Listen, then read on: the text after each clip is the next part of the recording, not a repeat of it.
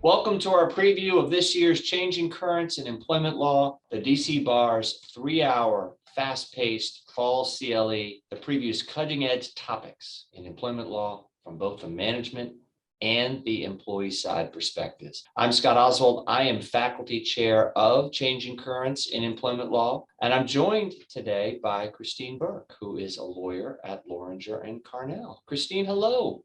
Hi, Scott. How are you? I'm good. Hey, you're speaking on a panel entitled Competitive Landscape New Limits on the Use of Non-Compete Agreements. And, non-competes, there was a day when most of these were exclusively found in kind of executive type contracts, but now we see them proliferating in various positions and across industries. Give us kind of a top level overview of your panel and your co-presenter. Well, you're right. I mean, there was a time where non-competes were reserved to executives, and then the tide really turned, and there were a lot of employers who have been trying to use non-competes for almost all of their employees, including lower level employees. And, there have been a lot of states in recent years who have noticed this and tried to curb this kind of behavior by passing laws that restrict the use of non-competes. So during our panel, we are going to focus on the new law in DC. The non-compete law that was passed a while ago has gone through a few changes before it ever went into effect and is now scheduled to go into effect in October. That is a little bit pared back from where it was originally, but is still quite significant in that it limits non-competes for all but high wage earners effectively. And so Carla Brown, my co-presenter, and I will be talking about the DC non-compete law and all of its contours, as well as trying to compare it to some of the other more recent laws that have been passed restricting non-competes and some of the longer standing laws on non-competes, such as, in places like California, where they've been banned for many years. And we'll be trying to approach it from, both perspectives.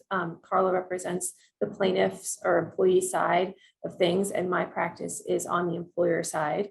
So we'll talk about the laws in both DC and elsewhere and really try to help people on both sides of the fence understand, what's permissible and what isn't. So give us just a little peek into your panel. What kind of advice are you giving your clients, especially those who operate in multi-states, about maybe some of the things they should consider before including non-compete clauses in their agreements with their employees? Well, obviously, you have to start by considering where you are and where the employee is working. The law of the state where the employee is working is likely to control. And, a company that has employees everywhere could try to make a pretty limited non-compete that is going to be permissible in all jurisdictions and only provide non-competes to individuals who could have them in all jurisdictions, so they don't have to sort of take a piecemeal approach. Another way you can do it, though, is really just tailor it to wherever you are. But if that's the case, of course, you have to be really careful that you understand the specific requirements and restrictions of the particular jurisdiction where the employee is.